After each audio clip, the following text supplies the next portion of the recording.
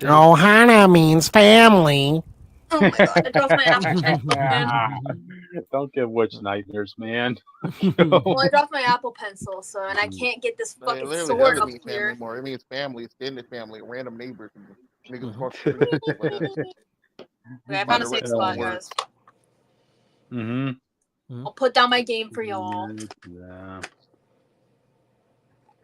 You don't have to put down your game. I'm not putting down mine. Well, let's do the intro, and then I will boot up my game again. Just kidding. I'm still I'm in a save room. I'm just like not playing it. Mm-hmm. Well, in that case, I mean, let's get started. Okay, well, all right. All right. Welcome to Comic Fanatic Live, the news and reviews of the week audience. You're here, me, Crypto0415. Again, intros for tomorrow. It's a Tuesdays for me sort of thing, audience. So, all right, move on. Yes, and his eye, Jake Tylenol. I learned how hair works today, so that was pretty exciting. Mm-hmm. You just It's my turn. I think Jake's Wire is comic for you all. I'm Richter, also known as the Witch of Jotunheim, pronouns they, he. And guess which game I'm playing, audience? It's very obvious if you know who I am as a person, but I'll give you a hint. I am totally not playing as the reincarnation of Dracula. Wink wonk. Mm-hmm. And together we form the Fanatics, and we talk about the news and reviews of the week. Yeah, Crypto, my bad. And we today on our Monday nights, we talk about the media news and the comic news. As you can see from our thumbnail, we will be talking about Lilo and Stitch. We'll be doing our Predator Killer of Killers review. Cryptid, have you seen that movie? Nah, I haven't. Oh, he's a I'm a poser. busy man. I guess you can't be a killer of killers. But yeah, and we have other stuff. Eyes of Wakanda, we'll be talking about that. And Marvel's new fighting game. You're an Eye of Wakanda.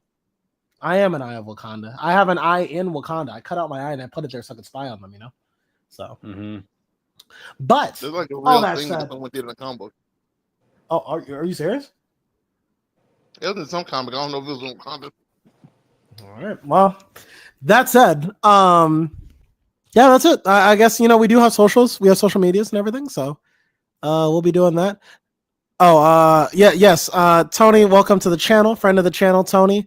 I'll be giving a shout out to my biggest fan, Raul Menendez, the person I hate, the person I love. But Witch, give us a shout out to those socials. Yeah, well, first of all, you can subscribe to us because once we hit 100 subscribbles, you might see something really cool in the future. I can't tell you what it is for legal purposes because they made me sign an NDA, wink wonk, but all it said on the thing was don't tell anyone, to be determined what the fuck we're doing. So stay tuned. You can also follow us on Twitter at ComicFanatic69 because why not? Why not? That's where you're gonna see. That's where you're gonna see all the new art. Wink. Anyways, if you don't want to follow the whole squad, and you just want to follow me and whatever the hell I'm up to, you can follow me on Twitter at Witch of Jotun with an E instead of a U. You can also find me on Instagram, TikTok, and also Twitch when I ever decide to go live on Twitch. At witch_of_Jotunheim plus a dog because the dogs don't know how to shut up. Anyways, moving on. You can also follow me on Blue Sky and Tumblr at Northstar Aria. I do try to post on Blue Sky, but I'm not the best at it because I'm currently beefing with people on Twitter. Don't ask. Go follow my Twitter and see what happens. Anyways, you can also find me on Red Note / Xiaohongshu at Witch of Jotun. And if you want to support me financially, you can donate to my Ko-Fi at Witch of Jotunheim. I also do have a Cash App if you wanted to do that, but you don't have to. But also I do have a thing on somewhere, like, have a thing on a post on my TikTok and my Twitter that if you guys are interested in me hosting my own podcast, I'll still be doing this one, but I can also host my own podcast talking about strictly Castlevania stuff. Let me know if you're interested in that because I might do it with a couple of friends because I ain't doing that shit alone. Anyways, if you want to find Bricky Wall, he came back from the dead officially. So everyone say yay! Hey. I feel hurt. I just feel a lot better than I was. I know you were kind of dead, but now you're less dead. Now he's undead. You recovering from he recovered from his epic battle with Humpty Dumpty audience. So yeah.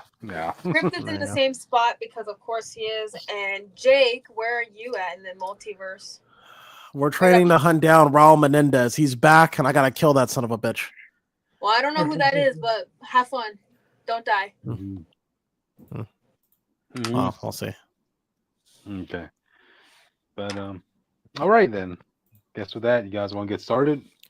Sure, why not? So, Yeah. all right. Jake, you got to do the honors of this one, man. Lilo and Stitch director comes out and explains his version of the Lilo and Stitch ending.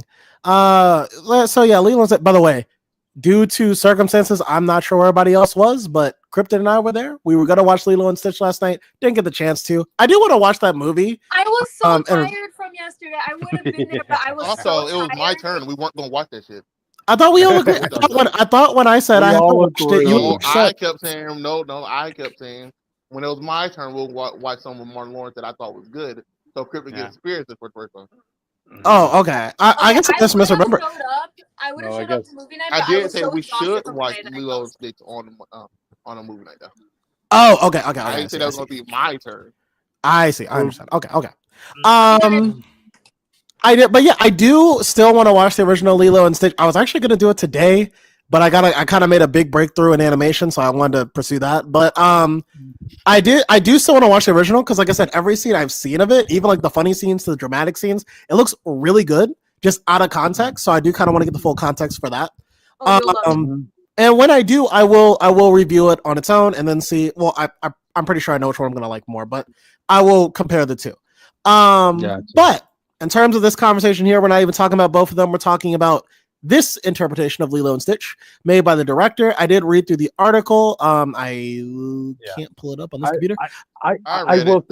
So basically, he has a friend from Hawaii, and they were saying the family thing extends to like your neighbors. Like it takes a village to raise a kid, basically. Type Yeah, mentality. yeah. And so he wanted to extend Oh. that out to. That's why he wanted to extend it out to have her like stay with the friends, the family Oh. friend, all that stuff. Because I- he feels that's more like what Hawaii is now.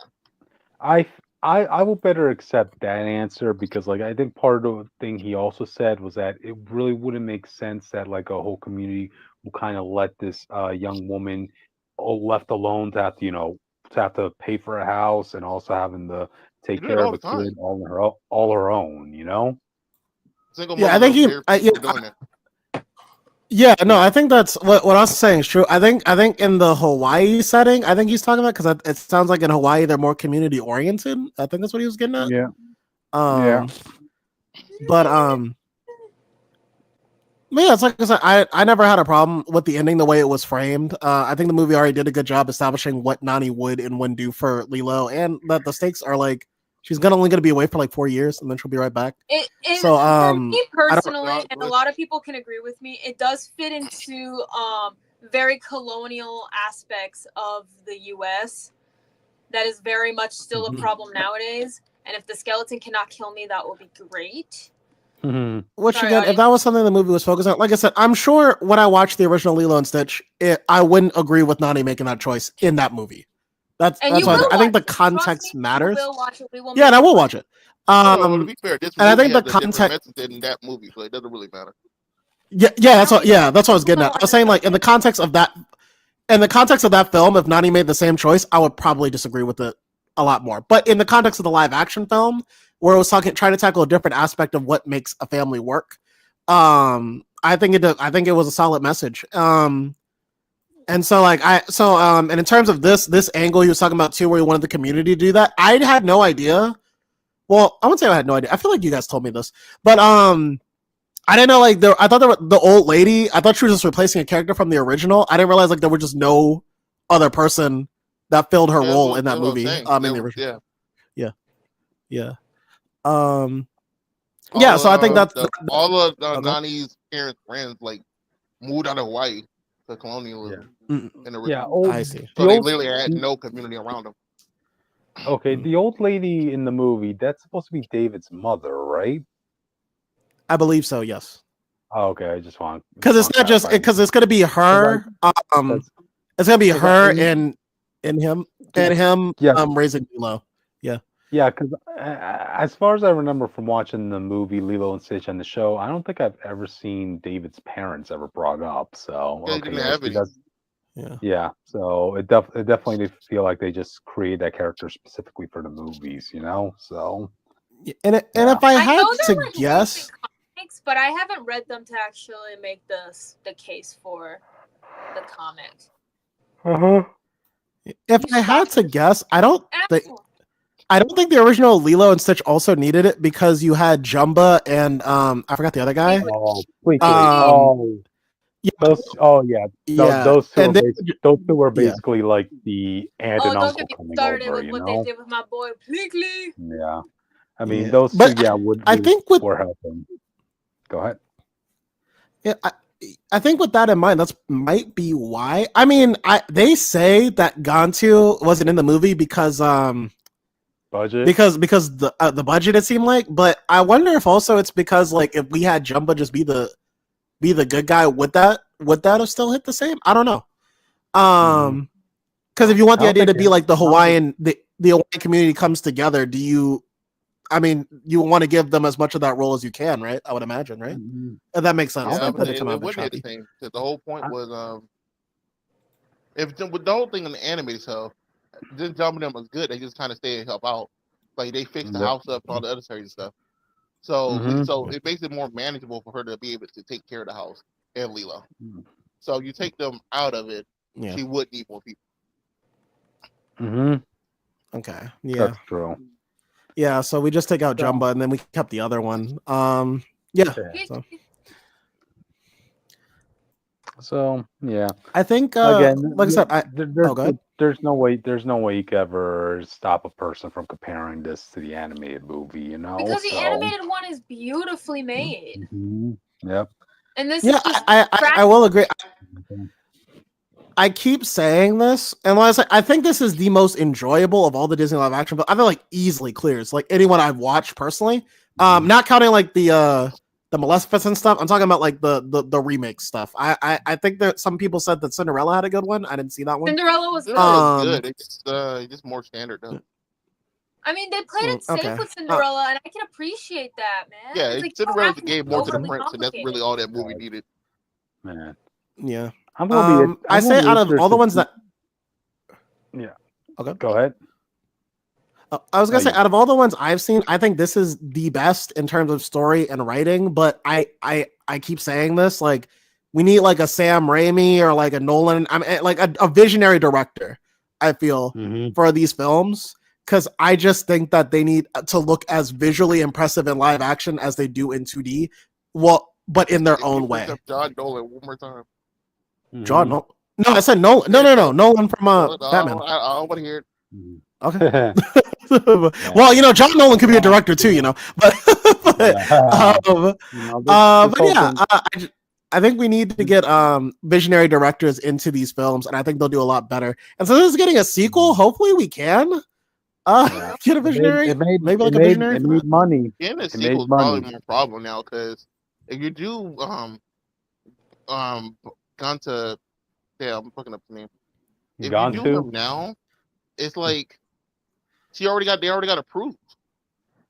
Like the only reason he was still acting in the show because the rivalry started in that movie, you know. You still want to prove. So now it's like he has no reason to even want to go after Stitch. Nah, you can always say so you have to have Stitch fuck up and deserve to be taken away to justify Gantu coming. Like you have to, I don't know. I guess you just Austin. You could definitely just say like, you know, Gantu was a bounty hunter that Hamster Reveal's hiring to go after Stitch. Now, you know, no, because that's not what he is. Yeah, I think that's something that you change or adjust. You know, I think the only reason you can get to change and adjust it, then you shouldn't do it. I think the only thing they could do, again, like it's the sequel anyway, so Stitch has a glitch. I was thinking you could in the sequel you could make Jumbo a good guy. Like even in that movie, he's not like the worst person. He just doesn't care. That's really like the only thing he. It's like he's not trying to hurt Lilo. He even tells like Stitch, like if you just come with me, I'm gonna leave her alone. I don't care about her at all. So he's never like. Wow, Jake, evil genius doesn't want to hurt a kid. Wow. I mean, no, he can be a villain, but not a monster. Yeah, in the movie, in the movie that we got, like he will hurt Lilo, but he is very open to just not doing it. Like, you know what I mean? There's like multiple chances where he's like, I'm not really, I'm just trying to get that guy. And he does genuinely seem to care about Stitch in a way that I think that if you did like the Stitch has a glitch storyline and like he's glitching out and everything, and like maybe Jumba gets a chance to be in the story more and like actually appreciate Stitch's changes, you could make him a good guy in the sequel. I think the only thing you could do for Gontu is if you do the sequel, obviously you have to have the other experiments go wild. So I guess you have a mistake Stitch when the runaway with experiments with Angel with him. Because you have to justify him going after him, but you can't make him a bad guy. He's not really evil. He's just trying to do his job. In the same sense as like the social worker dude was. And we do get a cameo of the other experiments in the movie, so we know that they do exist. So, but yeah, I think the sequel is kind of like an easy layup. I think in terms of just finding a good theme, will probably be it. But I don't know. All's in their court. I think the problem is just gonna try to extend the family thing and be like, these are Stitch's family too. And bro, I get it, but we can't have like yelling in fucking Hawaii. Come on, a family of 600. Wow, audience, look at that. You know, it's true. Of over 600. At Jurassic Park, you have a clone girl, or at least dinosaurs to the world. Talking about they're my family. They're just like me. I feel like this can do it. But you know, we'll cut it off after Jumba. Jumba's the last person of the family. We can't invite anymore. All right, that's it. Gotcha. Man, if all this talk about like comparing the animated series with the live action one, this just makes me want to watch then How to Train Your Dragon, because audience, I haven't actually watched the animated movie, so it's gonna I've seen the first one. I haven't gotten around to seeing the other two. I've seen them. I hated the last one because it goes against the mixes of the first two. Yeah. You know what I think would have been funny though? Like, what? I don't know.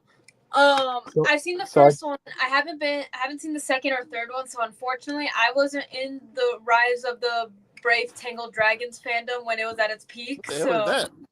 That's what it's called? It's a fandom comprising of several different movies who have no relation to each other.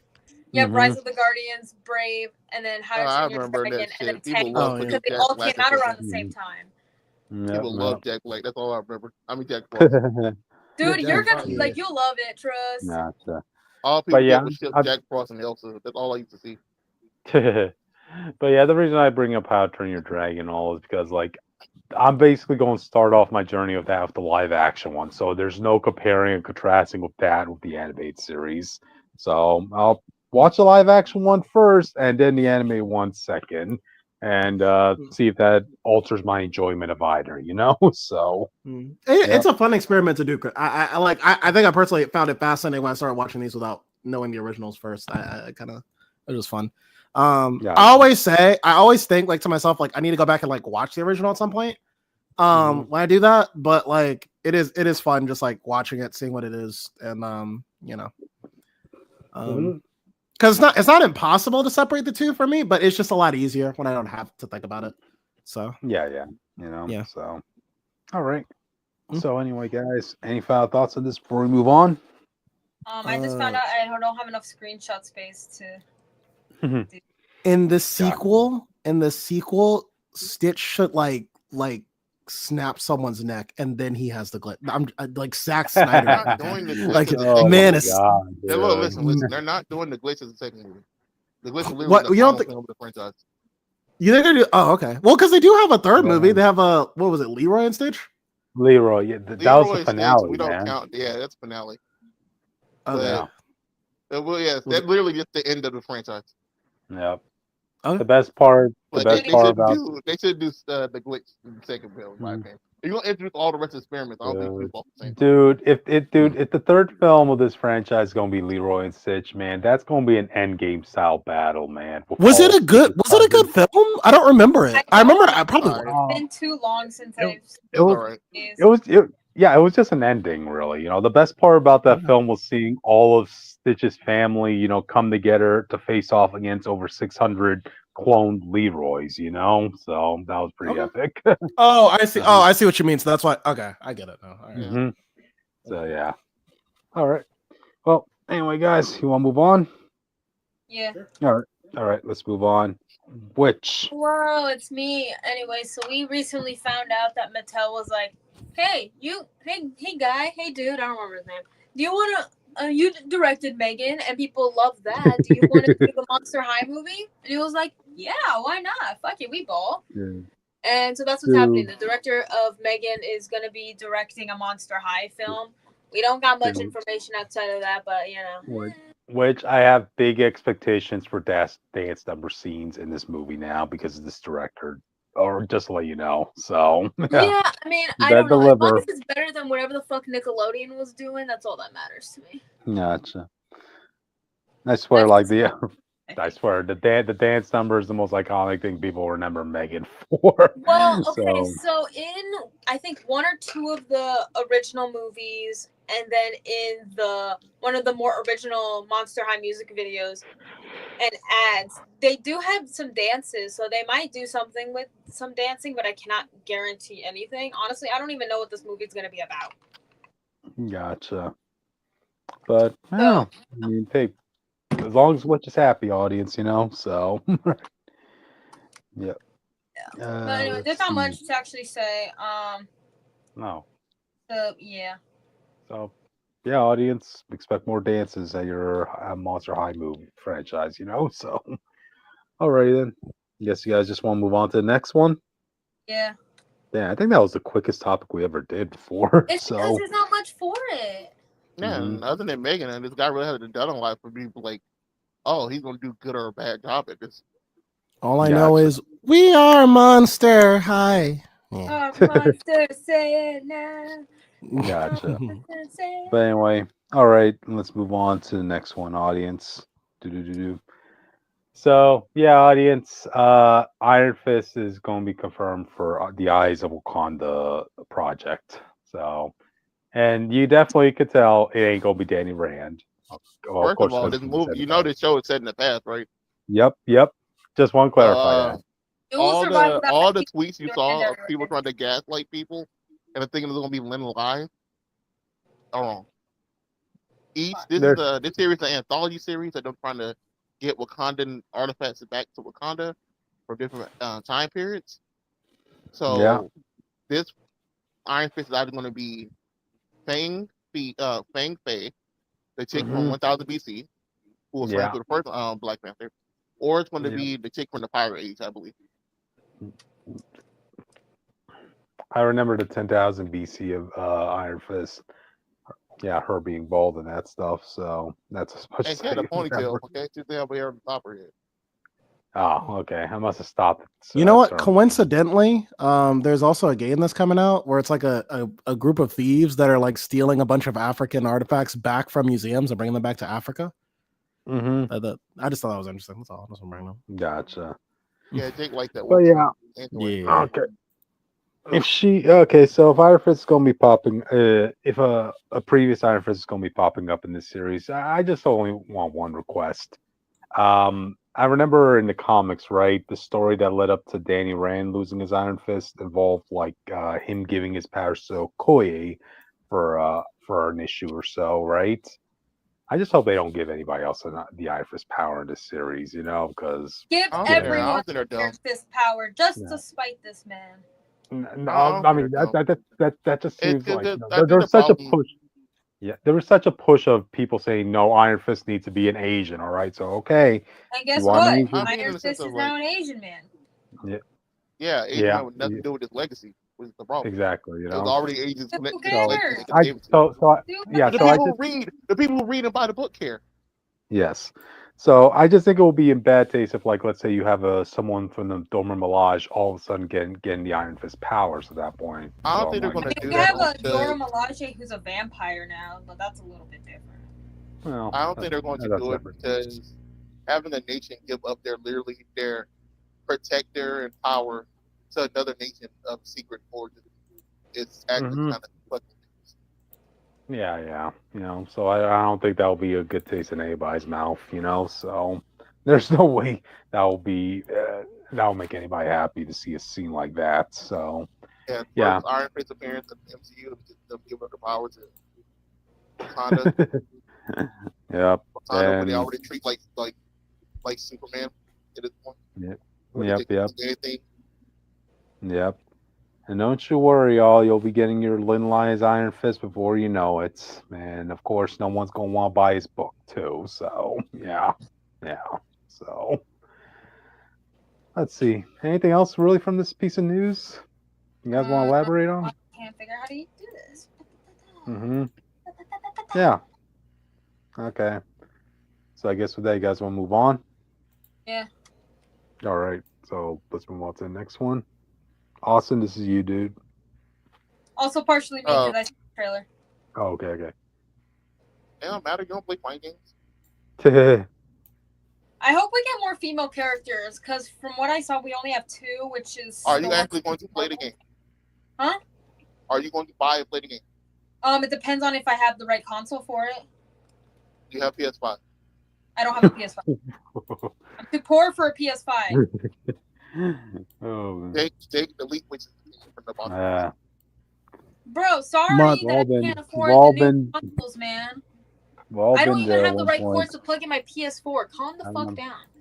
I remember I had to sell my Nintendo Wii just to buy a comic book audience. That was back in the good old days. So the reason I made this a topic is just because it's a Marvel fighting game. It's because it's the first Marvel fighting game not made by Capcom in over 30 years. Oh wow. So this is the end of a whole era. The people don't know this is going to be the first ever 4v4 tag fighter, but you don't have to play 4v4. There's only one health bar, and you can have up to 3 assists, so you can switch into any one of your 4 characters anytime. But it's not like if you die, the next character comes. No, once you're dead, you're dead. That's it. Yeah. So that's how they advance it.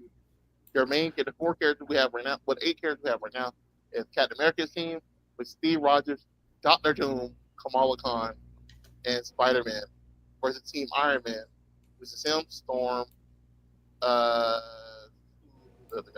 Star-Lord, and Ghost Rider, which is Roger Reyes.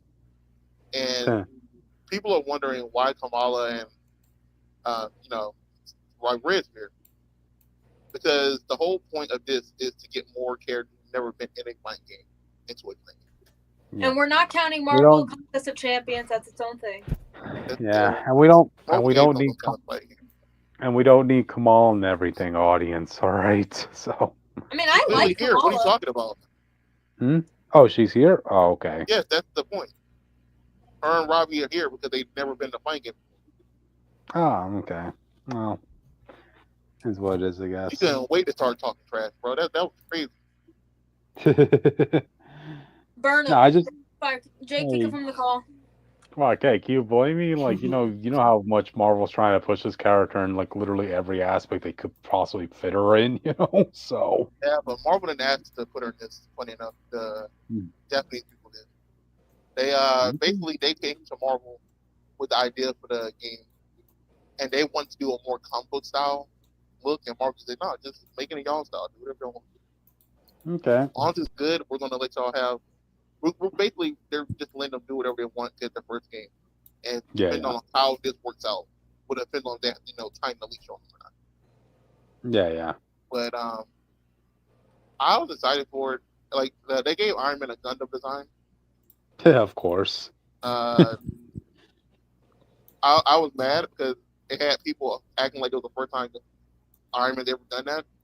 Even the comics, like, bro, y'all be telling me y'all comic fans, y'all don't actually read anything.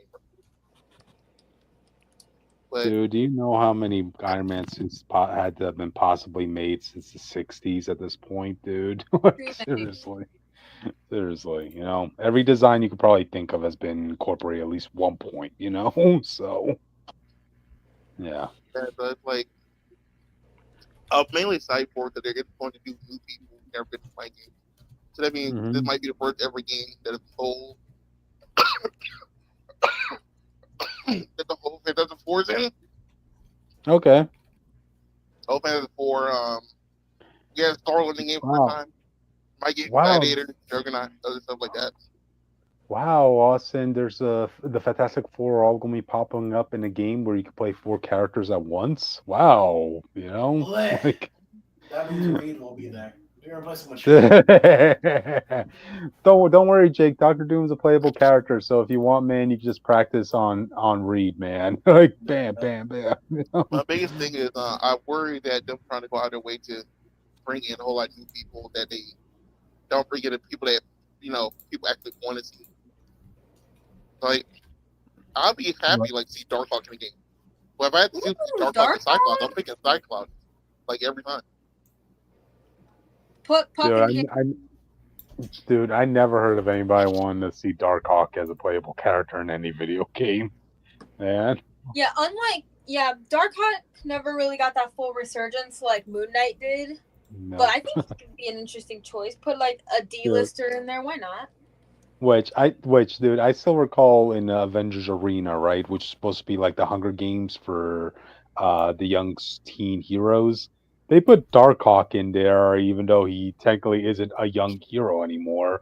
But he's like, yeah, people know me as the young hero, so they kind of forced me to be with all y'all in this Hunger Games. There's two Darkhawks, right? They're not just the one guy.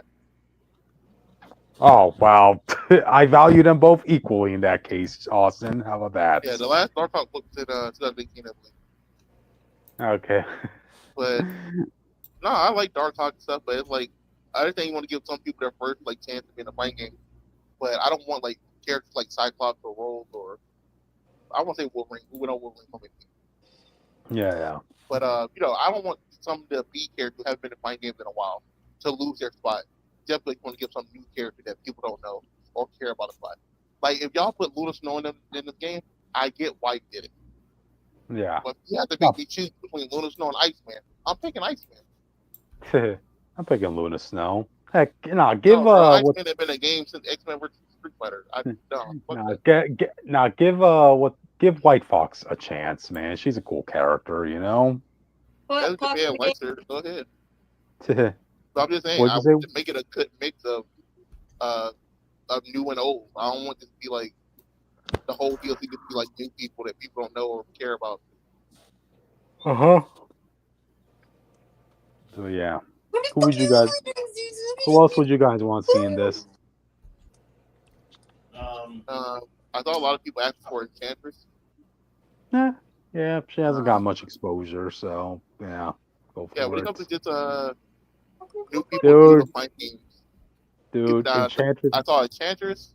I saw Sam Alexander Nova. Yeah, dude, Enchantress could definitely be that Morgan. Dude, I haven't seen Enchantress and shit in years, dude. I saw some people say Captain Britain Morgan Le Fay, like enter the Captain Britain like area. Yeah. I seen a lot of people want Gladiator. Ooh. Like people want the full Annihilator team in the game. And I was like, that'd be a cool deal. I was about to say, why switch Ewing at Gladiator? Thought he hated the Shi'ar. Like, I do hate the Shi'ar, but it's an interesting choice to put Gladiator in here because he's nice and rated. Gladiator is easily the best of the Shi'ar, bro. I don't deal with him before I deal with most of them. Like he's not like Death Bird or whatever the fuck her name was. Okay. So, yeah. Well, hopefully it'll be an enjoyable experience to play with audience. So, yay. All right, you guys have any final thoughts on this before we move on? Nope. Don't start the game. Gotcha. All right, let's move on. I can get up which favorite character. They're not putting my favorites in there. I can only hope that they would put my favorites in here. I would say that character in the fight game, Northstar would be a good put Dr. Octopus in this audience. Yeah, come on. Push for it. I think that's the biggest thing I wonder, like how they need because most games do not do a good balance of knowing heroes and villains. That's always been a problem. Like look at Marvel Rivals. You can now just make one team of villains, technically. Okay. And there's over 40 people in the game now? Like that's ridiculous. Ooh. No, it's a work in progress, man. It's a work in progress. Yeah, but it's like you say you pick heroes and villains, and the heroes are 30 and the villains are like 5. They're not really a choice. Yep. So hopefully you'll work out the kinks with this one, Austin. So, alrighty. With that, You guys want to move on? Yeah. Hold on, I'm gonna die. Okay. Okay. Oh wait. Oh, People were wait. People were shocked that Dr. Doom had a gun. I want to on record that Dr. Doom used his gun in every video game he's ever been in. Every playing wow. game, every other video game, even Marvel Ultimate Line 3, he pulled out that gun. That gun is clearly important to his game. It's just so it does kind of feel a little awkward to see Doom with a gun, given like his what he already has in his armor alone. It's kind of like seeing Iron Man with a gun, you know? Like, Yeah, but he can put his magic and powers into the gun, but that's his dad's gun. I just want to remind people in Iron Man 3, Tony Stark That was used the a gun gat. that the guy used to shoot his father. Yeah. And he used it to kill that guy. Gotcha. They couldn't wait to talk about Iron Man 3, bro. I hate him. Iron Man 3 was good, bro. Gotcha. But all right, I guess with that we should probably move on. Okay, Which? please. So, if you don't know what the hell Bloodstained is, so basically, the head producer of the Castlevania games posted video, and Koji Igarashi was like, well, Konami's being a bitch, and we can't have a new Castlevania game, so I'm gonna make my own game. And that game was Bloodstained Ritual of the Night, which was very heavily inspired by Castlevania, right? And so this is one of its sequels that was just announced. It's called Bloodstained: The Scarlet Emergency. And I think the vibe that they're going for is based off of Castlevania Portrait of Ruin, which, if you didn't know, you could play as two different characters. You can also play, I'm assuming you could play as two different characters in this game as well. But with Portrait of Ruin, you could play as one of them or both of them, if you wanted to. So I think that's what they're taking inspiration with. So I'm excited. Unfortunately, I won't be able to play it unless I get either a PC or a PS5 because the universe fucking hates me. Or if they do a Switch patch, it's going to be for the Switch 2. And guess what, Betsy? I'm not spending $500 on a Switch 2. Yeah, that's kind of ridiculous.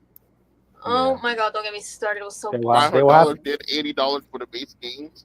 They will have to make like a Alpha Flight exclusive game in order for which to spend that much audience. Bro, I'm know? poor. I wouldn't be able to buy it anyways. Well, and plus, like, you don't even own any of the games you buy. I just want to be clear. Everything after the console price, I have an issue with. I am confused why people are saying $450 because that's the actual price for the Switch.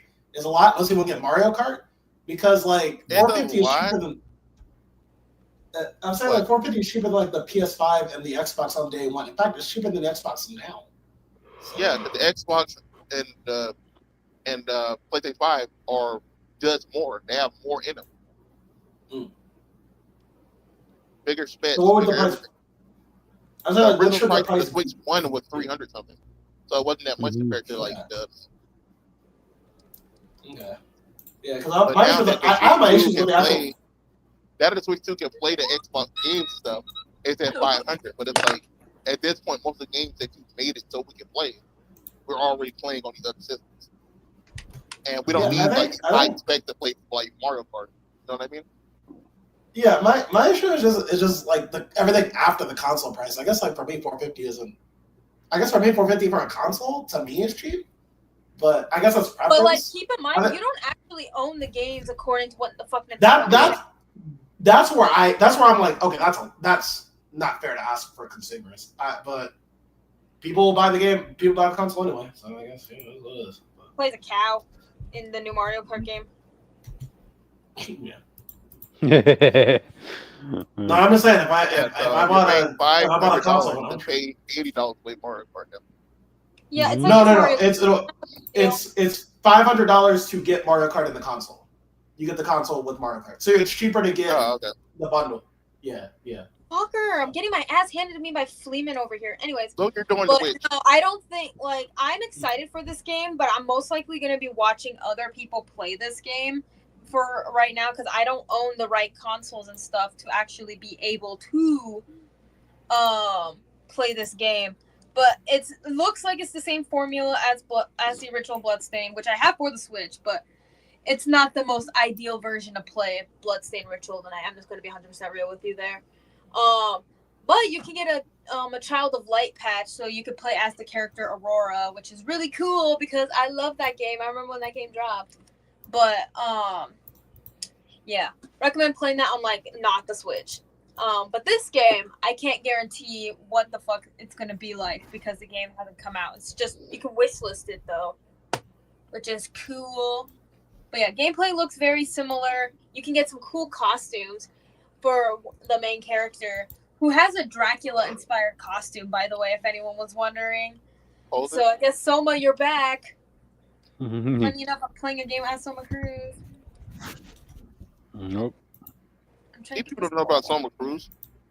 People know about Soma Cruz? I doubt it. People know. Sound off, audience. If you watch this, if you know who Soma Cruz is, let us know. No one here knows about my glorious King Soma Cruz.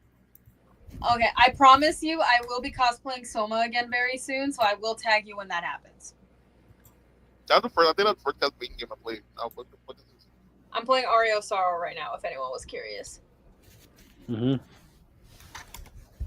Gotcha. So, Aubrey, got any further thoughts on this, man? Not really, because there's not much to actually talk about besides the initial trailer. Gotcha. So, alright then. I guess with that, audience, let's move on to the next topic then.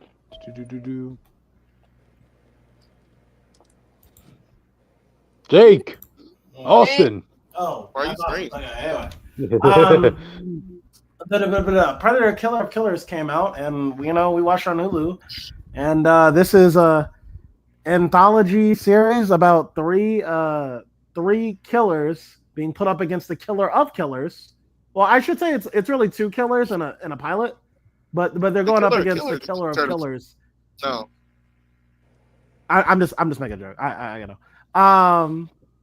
And then you get the biggest lore reveal in the Predator franchise. It's all good.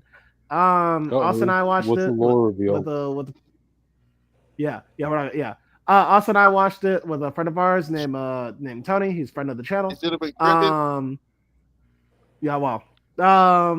And we watched it, and Austin is more of a Predator fan than me.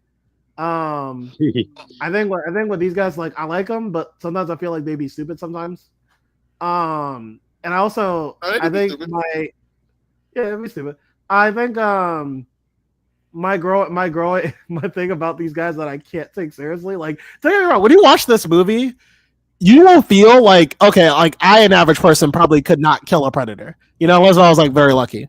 I think my issue is like, I always find the scaling of these people weird. Like they're picking on people who are like from the Viking age or like the samurai age and the ninja age and all this shit. But like they could still lose, I guess, is kind of like my, like, when you already have space travel and like guns and shit, that's kind of where I'm kind of like, well, like, it shouldn't really be hard. That doesn't matter to fighting. What are you talking about? No, I mean, like, because it's not the technology. Also, it's also like you have the technological advantage. You have the fact that you were trained since birth for the hunting shit. I guess you have invisibility technology on your arsenal. Other than the last person they fought, everybody they trained to fight were also training to fight. Yeah, I know they were trained to fight. I guess it's also like I'm supposed to believe these are the peak of peaks, but like you have the peak of peaks with technological advancements, and I guess I just kind of get like they're not. Those predators aren't the peaks of peaks. They're just people going on hunts. I guess I just walk away saying, like, if we just went to war with these guys, we would kill them. So like, I don't really feel scared of them as much as I feel like I should. I guess I just kind of go like, eh. You're not supposed to feel scared of them, other than the first two movies. Well, I guess, but outside of that, negatives aside, I did find the movie fun. I thought the animation was pretty good. I do appreciate, because this is my growing problem with animation in general. I hate how a lot of people online, especially, I don't know how the real world feels about this, when I'm watching animation and it's just a bunch of shit like moving on screen, and I gotta pause frame by frame to understand what the fuck I'm looking at. Like, and people are like, "Oh my god, look how great this animation is!" I'm like, bro, I can't even like watch it on my first go. Talk about One Piece. It's not even just One Piece. It's like when you're watching when I'm watching like scenes of just like anime characters speed blitzing, and it's like I'm not watching anything impressive. I can't tell what's going on screen. But in this one, that's not the case. I'm happy to say that's not the case. The action is actually really cool. I do like the little, like, I can appreciate on my first viewing what I'm looking at. And there's like a really cool chase sequence in the ninja story with the predator and the ninja, and he uses like like throughout the story, we kind of see what's in the samurai ninja. Yeah, you know they're the same. They're the same. No. But the samurai and the predator that he fights is actually called Ronin. That's crazy. Okay, that's crazy. But what was I gonna say? Oh yeah. But I do like how you get to see all his tactics and tools on the way right before he fights the actual predator. So when he's fighting the predator, you get to see him use it in even more clever and creative ways.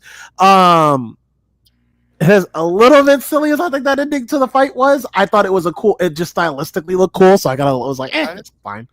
But yeah, I think where the movie kind of falls apart, and luckily it's closer to the end. I think it's like the last 20 minutes where it kind of gets a little silly for me. I think it's just kind of yeah. So the plot twist for the Predator franchise cryptid. This is a plot twist for the Predator franchise you should know about. Okay, spoilers. Okay. The Predators. If you beat what? I thought you were talking about the fact that a kid beat a predator by accident, and they brought him to the planet. And then, well, to be fair, it wasn't by accident, like pure accident, but no, this dude clearly isn't a fighter. Yeah. Okay. And that the last guy was a pilot, so he beat a predator in the air fight. But it's a lot of shenanigans going on. Yeah, I think. But the point is, at the end, he was able to fly a predator ship no problem. Yeah, sounds good. Yeah. I was saying that like we find out that in this movie that the predators, even if you beat them, they don't leave you alone. They will capture you and like they'll take you to space so you can like fight more. And what Austin said basically happens. I thought the whole dogfighting thing was like but okay. I think I think the pilot episode is probably the weakest part of the movie. Yeah, it was more like the predator had to make so many mistakes for him not to win that fight, and it was just kind of like, come on. But yeah, when they get to space, you get to see all three of these characters from different time periods interact, and I do like that they go the distance to say that these are like different people from different countries from different time periods. They can't speak each other's languages, so there's a language barrier. And I do like how the final fight is them trying to overcome that language barrier as best they can, but the amount of things that happen so they can like, well, I guess I would like to believe they don't get away, but the other things that happen to get them to where they get to, it's kind of like okay. Like I said, it's fun. I sound negative about it, but it's actually like a really fun movie. I recommend people to watch it, especially if you're a fan of the Predator franchise. If you're not, I think you should watch it anyway. I think it's something it's cool to watch, and it ends on the promise, well, not the promise, but the implication that we could see characters from any Predator movie have a crossover now. Because now that we know the Predators, like, say again, Cryptid? Wait, so does that mean we're going to still be able to see the Iron Suit, the Iron Man Predator suit? No, not the Predator. I mean, like the people, like the people. Okay, yeah. okay. Yeah. Okay. We also actually get the post-credit scene or like credit scene or whatever comes in where we find out that the main girl from Prey, she got captured and she's on that ship. She's on the Predator planet. So basically, Cryptid, if you beat a Predator, they will capture you later and put you in cryo stasis to bring you back to this home planet to hunt each other for sport. If you win that, they're gonna hunt you a different way. Oh god damn, man. That's insane. That would mean by killer to killer. It's basically like a tournament. Just only the winner beats Predator. Mm-hmm. Yeah, none of the once you fight a Predator, it's not a matter of you surviving, it's a matter of when are you gonna die, because you're gonna die someday. So why can't predators leave their victim in peace, man? Come on. Because they're because they have to record that dumb shit you just brought up. It's your fault. Wow, it's the victim's fault for wanting to survive. It's your fault, you. What? Because they have to retcon the movie that you like and that stupid ass Predator armor stuff. So instead of improving themselves with human DNA and stuff, after someone beats them, they hunt them in different ways. So they had to retcon that. Well, excuse me for liking a movie where an indigenous character defeats a predator, man. And I'm talking about Prey. I was talking about how the predators themselves with the predator kill armor. Yeah. Okay. But no, I hated that movie with the Iron Man Predator armor, Austin, so badly. But they gave the pilot the gun from all the other movies, but he didn't know how to use it, so it was very funny. He had the bullets for it, but you knew about there was bullets. So Oh yeah, we've had the predators are like the predators like kind of look at where your skin color mostly is. They're like, oh, I guess it's the weapon your people use. Here you go. Like, wow. Well, not really. No. That's false. It looks like the weapons of that time period to give it to you. It's not your way from. That was not the weapon of their time period. I guess that's all they had for them. But they literally World War I time. That was the guns they used at that time. He's like, I don't know what this fucking is. I don't use this shit. That's what you're saying. Yeah. Okay. Oh, all right. They gave the samurai guy a samurai sword, the Viking an axe, and the guy from around World War I, the one of the first few guns that was around the World War. Oh my god. Oh man. So you think they try to make them racist? They are racist. But they'll skin every victim have, equally, audience. Let's just think of it that way, all right? The different predators we have in here are, I believe the first one was called the Alpha Predator, and this dude was basically the Hulk. He uppercutted a human so hard, this dude it switched and got stuck into railing of a Viking building. Oh God. This predator had tech that reduced shock waves, and he basically died because the woman, the female Viking, who everyone was crying about being woke for some reason, she used a shield to block his shock wave, and it sent his head back into Ratnum. And that's how you got it. The Ronin got cut up, and the last one was named the Baron, and this dude was stupid. With like what I was telling me and Jake were talking about, this dude would actively flew into he see these people are shooting. He sees a war zone, and he decides to fly through it, no cloak on, and was surprised he got lit up. Wow! And him doing this gave them the opening for that pilot kid I was talking about to end up beating. So it wasn't because the pilot dude's own skill; it was that predator was actually. Also, I was also asking Austin, they should have a way to verify, just what if it was just an accident? What if you legit won an accident? Why would they hunt you? This seems like a waste. Bro, we don't know. Well, because I guess it's weird. Because originally they could, because the ships had a black box, but the whole ship got destroyed. And then you had the wrist thing on their mask and their arm, but the predators that we saw, either their mask got destroyed and thrown away, or the Baron, he just didn't have one. The guy in the ship didn't have a mask at all. Guess not. So, but anyway, they would clarify it. They can't really do it. So I was really surprised that he even picked them up in the first place.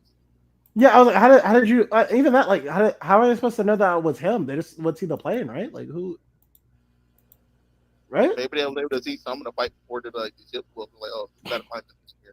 I'll be like, yo, that dude was a dumbass. I'm not hunting. But the main thing that people seem to have confused about this movie is that they thought the guy at the end, they're the predator who walks around with a cape of xenomorph tails. Okay. So people thought this was the king predator, because the Viking called him the Grendel King. Me and Jake saw a movie called Beowulf a long time ago. Well, not a long time ago, but a while ago. Grendel was just a monster. So the lady would just call him Monster King, and people ran with him. This guy is just a warlord. This whole area, this whole arena, just this guy playing for war. It's all this isn't the Predator. It's a Predator homeland, but it isn't the Predator King fucking with people. They just what this warlord like to do. Okay. But at the end, the three people get the Viking lady had to sacrifice herself. She had a whole story arc about her son that we're not gonna get into. It's really nice to watch it. The show for that. But two of them get away, and then he sends 100 ships after. Wow. So yeah, they did not get away. There's no way they get away. There's no way they got. This dude can't be that good of a fighter. If he gets away, the predator turns out done. That's it. Quick question, audience: can 100 people beat one predator? Probably. 100 can 100 people beat the one with the gorilla? Predator thing is that It's the same thing like Star Wars, where depending on which medium went, it will show you how competent they are. Yeah. The animated ones are probably better than the ones in live action.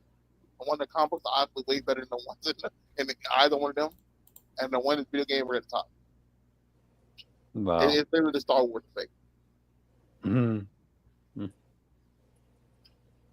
Yeah. Gotcha. As long as it's on Hulu and Disney, I highly recommend giving the movie a shot.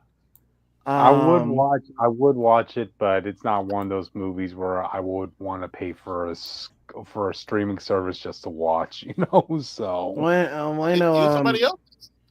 Yeah. Someone have to have a streaming service. You ain't that archaic. Or you could just do what I do and sail the 7 seas. You could find the One Piece on the way. There you go. Like I said, the main thing I think the problem with this film, like Jake said, is that one of the predators is really dumb, and them escaping is kind of contrived, and I feel like that's going to be a problem going forward. The more we get into this culture, and then we see like the next Predator movie is Badlands, and we see a dude on his first hunt apparently comes in one of the deadliest monsters. Dang. So depending on how confident this kid is, this is going to change a lot for how people see Predators. Ooh. They shouldn't be losing to like random people all the time. We're going to have to start getting movies where the Predator actually wins it. And I thought that's what they got beat up and then he blew himself up to kill his opponent. Like they tried to do it first. I honestly thought that's what this movie was supposed to do. I thought we were supposed to get like examples of the Predator like just winning. I think that's why they're doing Badlands after this to show you how messed up the Predators can be, and then cut back to this with the animated stuff. I don't know. It's hard to tell with this franchise. Gotcha. But yeah, you gotta make them. You gotta make them not stupid, bro. Like the one from Prey was dumb, and the same guy who made that made this, and he also making the next thing. So I'm very excited. Yeah, audience, let's see era where predators were hunting Nazis. Yeah. So. I mean, who would be opposed to that besides Nazis? Exactly. And we could say that right now because we're long enough in the life that they're not going to kill us for it.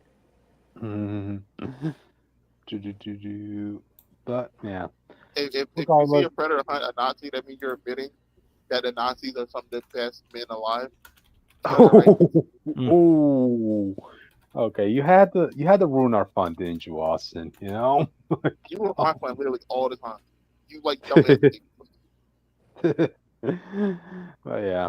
If anything, audiences, killers will definitely you'll definitely get a lot of fun conversations out of this film, so lore wise. So yeah. I think it puts the Predator franchise in a good place to do something interesting. I kind of have a side eye on this race just a little bit. I think the franchise depends on if Badlands does well or not.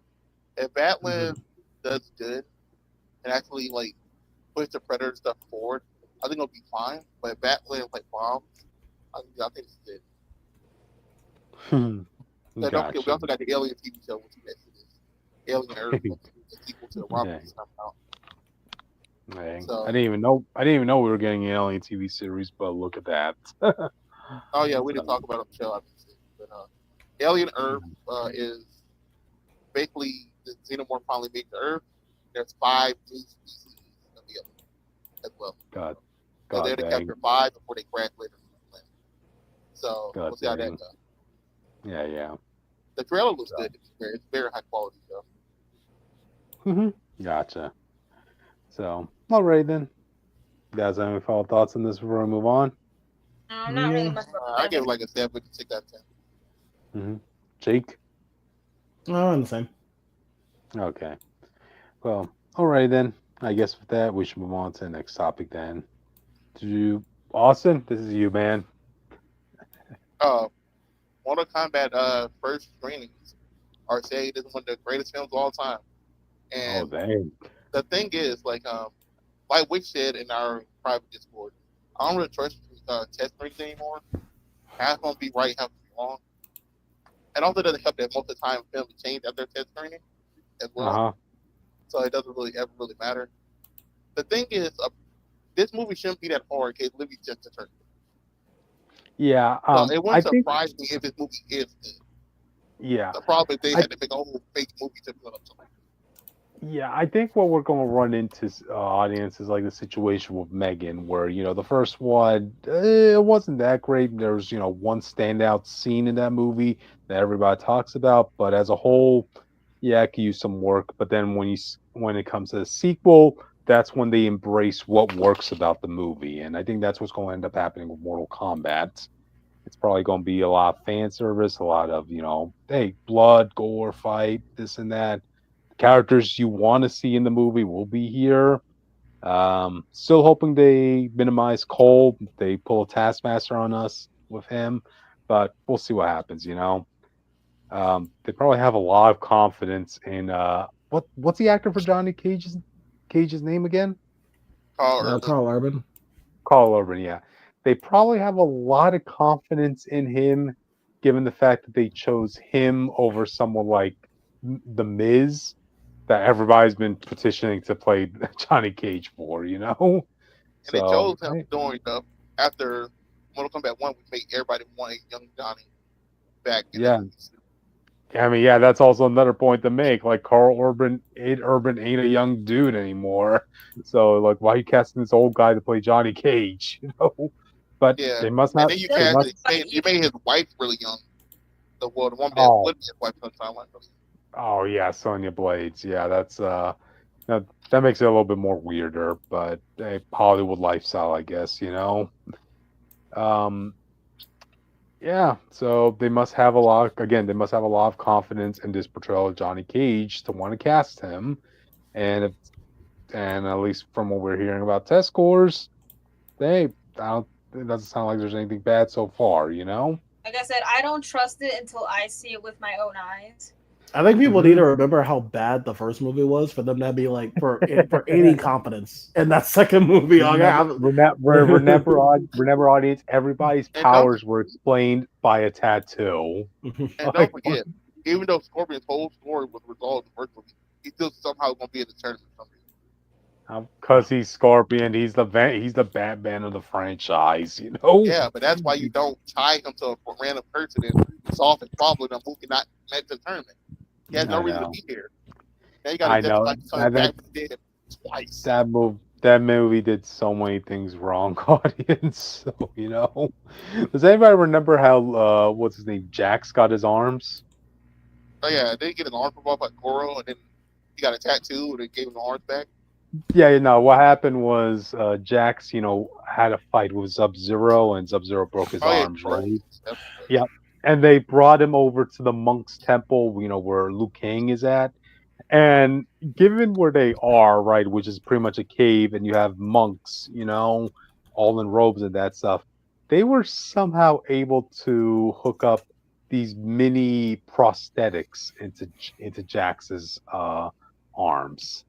Like, how does that make sense? Like, I don't even think there's so much as a TV in this cave, yet you're already hooking up cybernetic arms into this guy. Like, what?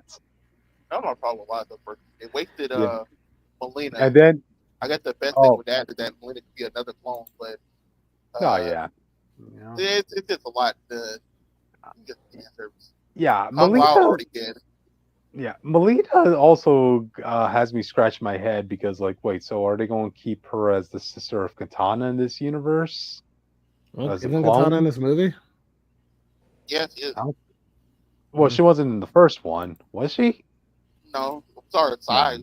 For some reason, that was in Liu Kang's temple. But gotcha. Katana's only going to be in this one. Okay, so yeah.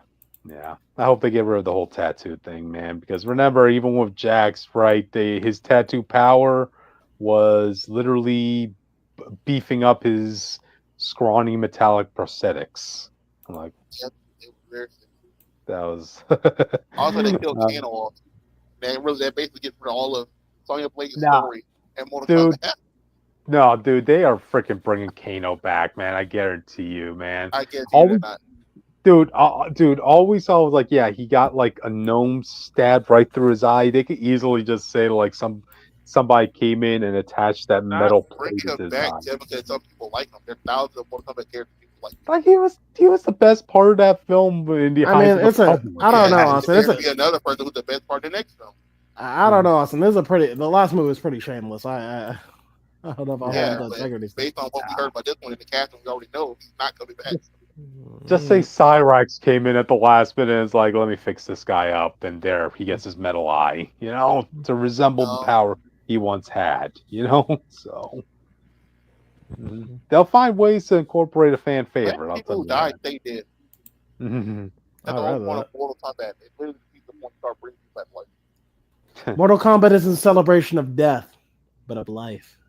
Yeah, yeah, it goes. It's part of the canon, Austin. Remember what Raiden had to say in the first film, right? It's taking life, not bringing them back to life. Will anybody be opposed to seeing Goro come back? Seriously, given how dirty he was done. Bitch. Why don't want to come back and be a bitch again? To actually be a boss, So there's no guarantee they'll do that. Why would I trust them after they already fucked them up? He got ran over by a car. Yeah. That's why he needs justice, man. So. And you trust these people to get him justice? You sound like a clown. They did. Y'all fed me a pile of shit. I trust y'all won't do it this time. Why would you trust them not to? Well, hey, so far people seem to like what they're doing in the second one, but we'll see what happens. Another movie people like Panther White.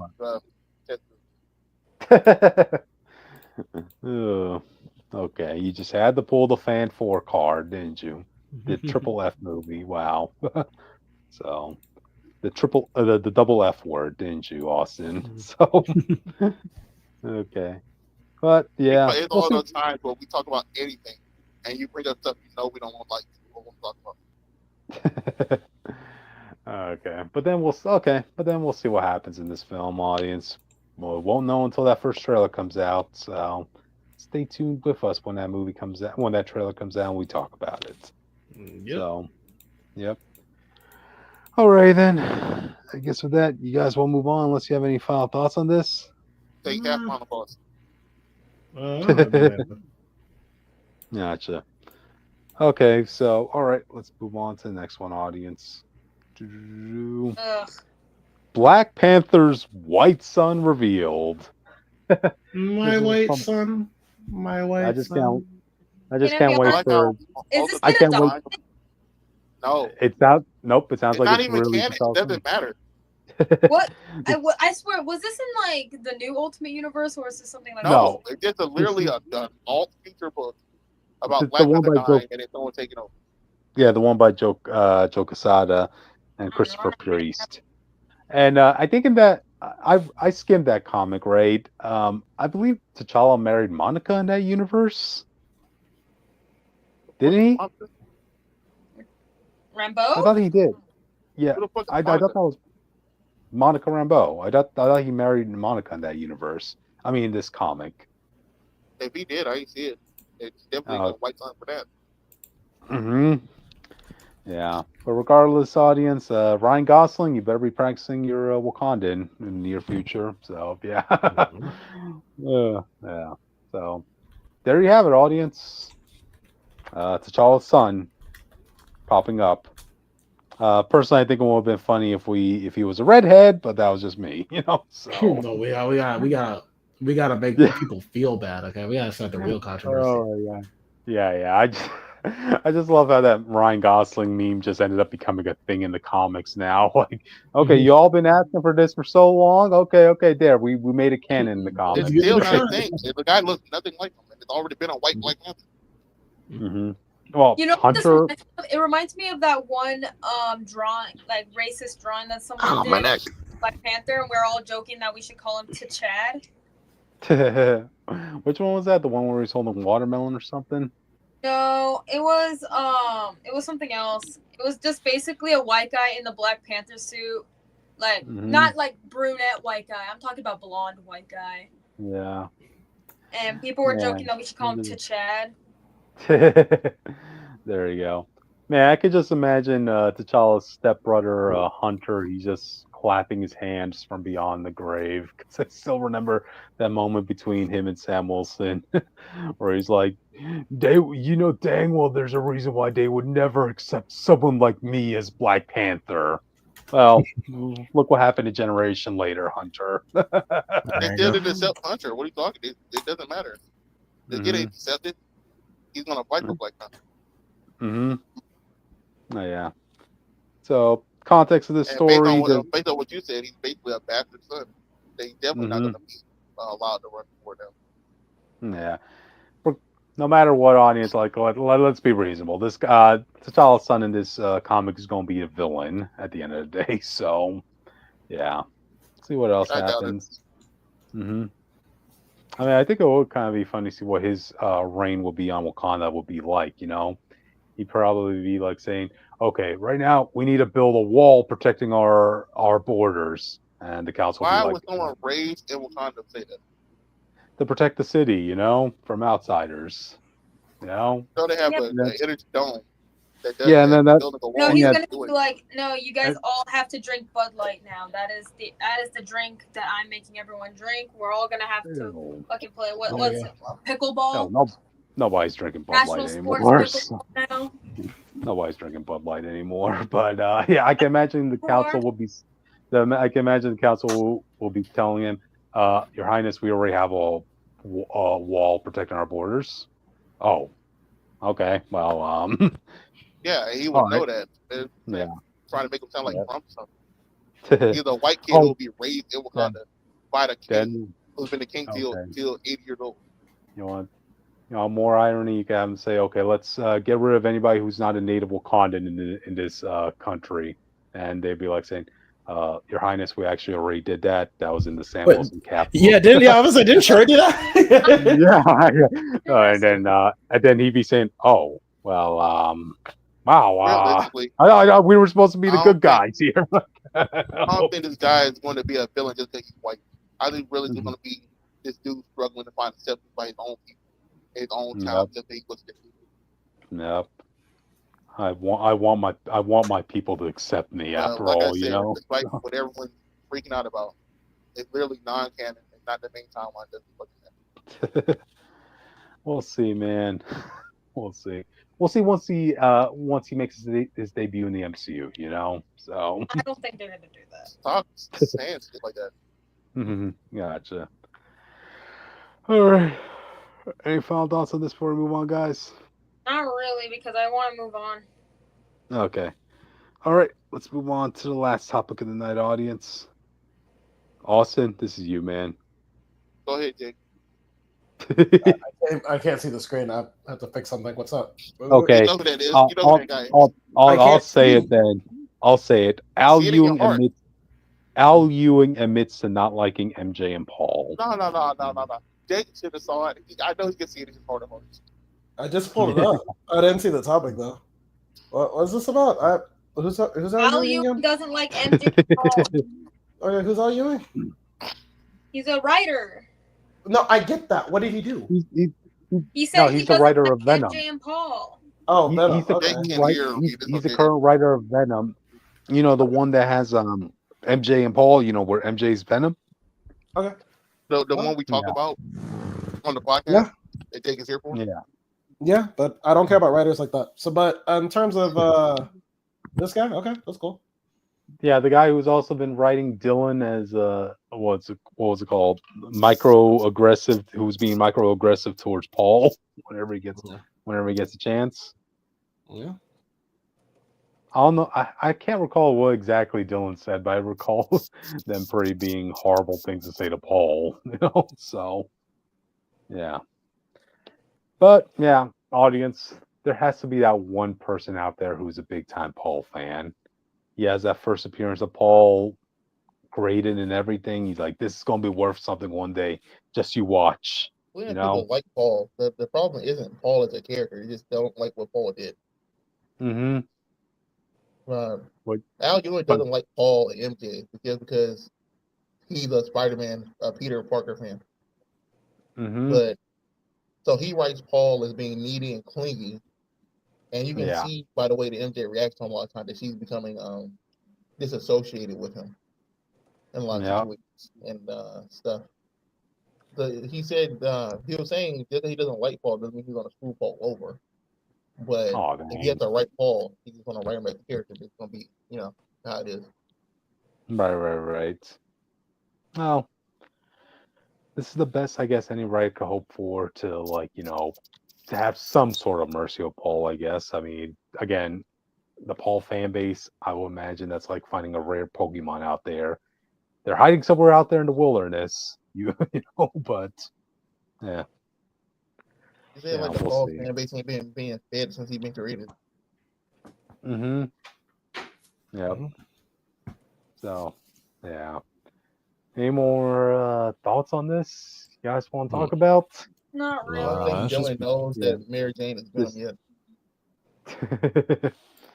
Yeah. This has just been a very short news topic week, audience. So yeah. I thought it was interesting because I think it confirms that editorial want people to write Paul. I don't think he wanted to write Paul, but he's being forced to write Paul. Imagine editorial giving you guys the power to write Spider-Man book, but then they said you have to also write Paul in this, and you can't screw him over. People really like the current Spider-Man. I was very surprised. The current run, apparently people are actually really enjoying it. I have to give some credit to that towards Itsy Bitsy. So, yeah. Itsy Bitsy didn't do anything with people. Yeah, she was mainly seeing young Peter Parker behave like a child and not just a nerd. Mm-hmm. Gotcha. See him drink his first beer and all the other crazy stuff. Mm-hmm. Yeah. Well, yeah, that's really it. I mean, wow, we got through all topics. So yes, we did, and I guess that means we live and learn. Yay. Hey, there it goes. All right, I'm about to say it. Yeah, we'll see you guys tomorrow. We'll be talking about. Wow, we didn't even get to an hour and a half. By the way, that's how short of a topic list we had. Yeah, and Austin already left. Wow. Again, there was just nothing really big this week, which I mean, had to really struggle to find some topics. I mean, honestly, I could add something if you guys want. Oh, well, right as Austin left, man. I mean, it's true, but if we're trying to stretch for time, we can leave now if you want. Nah, save it for next time. Oh, okay. Yeah. Well, in that case, it doesn't matter. Mm-hmm. See, we got 2 intros now. You're welcome. We 2 outros. Okay. Yeah, there we go. But we'll see you guys later. See you guys next time. Yeah, see you next time, audience. See ya.